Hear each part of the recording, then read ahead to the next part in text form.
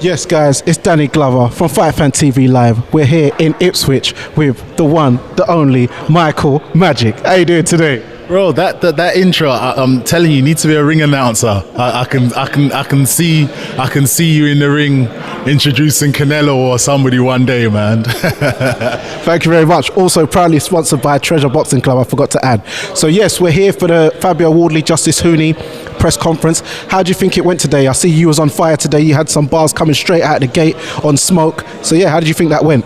Yeah, I think it went well. There was no confrontation, but just quite, direct. So yeah, it's exciting times. Look, couple days left. When that bell goes, these guys take 3 steps forward and we take 3 steps back, so give the fighters the respect that they deserve, because they're the ones that are going in there and putting their life on the line. And I think because they're putting their life on the line, you have to have extreme confidence in the person that you represent. So there is no half-hearted or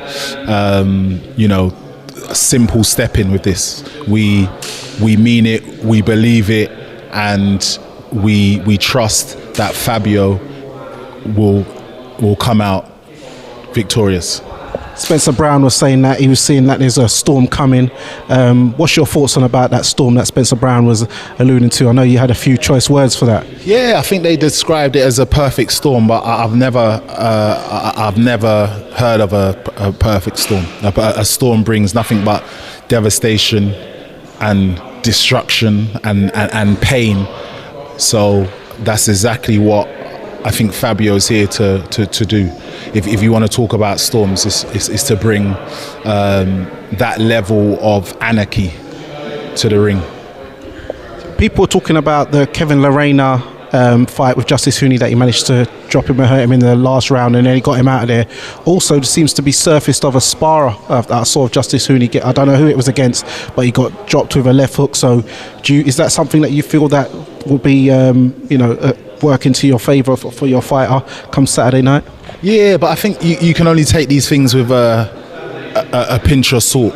You can't go in there and think, oh, because that happened, then this is guaranteed to happen. It doesn't work like that. And I think, when it comes to, heart and desire, I think sometimes that changes a lot of things. But look, on Saturday, Fabio is going to be punching very hard. So if there are any chinks in that armour, he will feel it.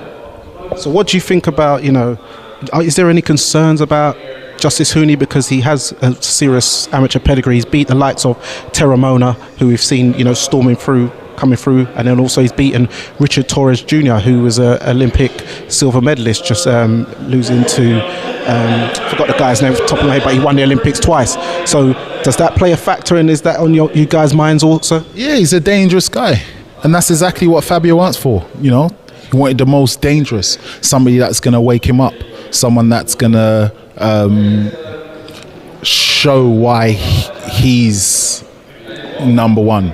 So yeah, of course there's respect there, and of course Fabio's aware that he can't switch off. So he expects a hard fight, but he expects to win this hard fight. So on Saturday, Justis Huni will own his heart, but everything else will be in ownership of Fabio. So we've got no doubts that he wins.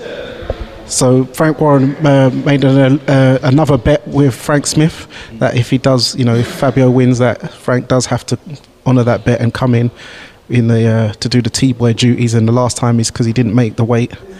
So what's your thoughts about that? Yeah, well, I kind of wanted a little piece in on that, because I think it's only going one way, but I'm not really. Yeah, I leave that to those guys. My office is small, so it'll literally be one tea that's made for the day. So but again, it's all friendly. It's all in the name of sport. But like I said, Saturday night, I'm excited, man. I'm pumped up. I don't know. I'm just excited, and you can feel the atmosphere. The atmosphere is starting to rise up when you're seeing people in the street. They're like, "Yeah, see you Saturday, mate." You know, the atmosphere's there. I feel like people are starting to drink already. So, you know, it's going to be a brilliant night of boxing, and we got Mike Perez on as well. Mike Perez, he, you know, like he said, Daddy's back. Daddy's home. So what do you think about that fight with Stephen Ward? Because Stephen Ward is a decorated amateur, good fighter, was at light heavy, as you said, like yourself, but now has moved up to cruiser, and he does look big. You know, his head looks like a Dogue Bordeaux French Mastiff. Yeah, I think that he has his ability, and he has the ability to upset Mike Perez. Do I believe that it will happen? Absolutely not. You know, go and do your research on who Mike Perez is. He's had a very, let's say, colourful life, where, you know, a lot of negative things have happened. And, you know, this is one beautiful thing about boxing, that it offers that redemption story.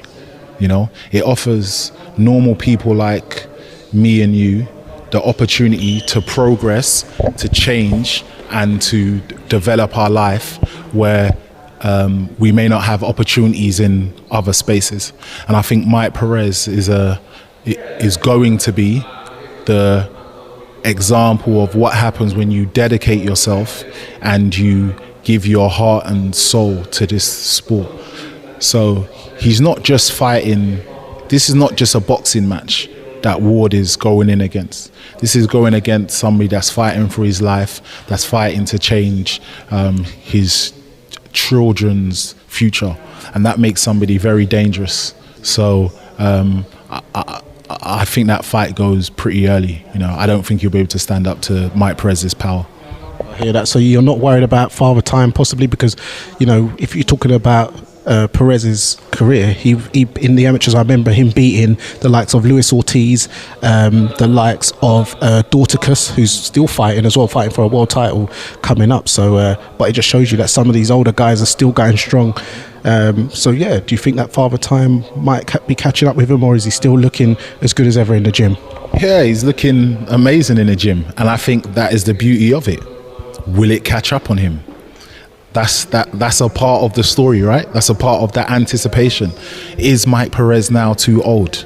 So then when he knocks him out, which I think he will, you know, then there'll be other questions. Oh, will father time catch up on the next one? And it will keep us engaged. So, you know, let's see what happens on Saturday night.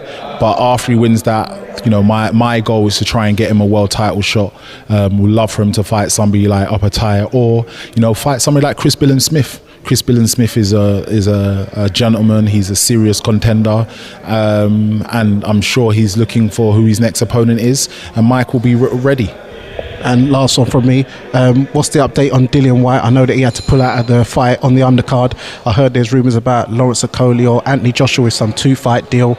Any news about that, or heard anything? I know he's got a big fight set up in August, so on possibly the Daniel Dubois card, I imagine. Listen, yeah, he's got there's prospects of him having a big fight, and that's all I can kind of say at the moment. But it's going to be big. It's going to be exciting, and we want to fight the real exciting fighters. We don't want to fight anybody that's going to hold him and try and throw him around when the going gets tough. We want guys that are going to stand there and go toe to toe if need be. So look out. Yes, and there you have it. Thank you very much. It's Danny Glover from Fight Fan TV Live, proudly sponsored by Treasure Boxing Club, and we're here today with Michael Magic. And remember, guys, persistence beats resistance. You know what it is. Look at the brooch on the lapel there. Covered. Love it.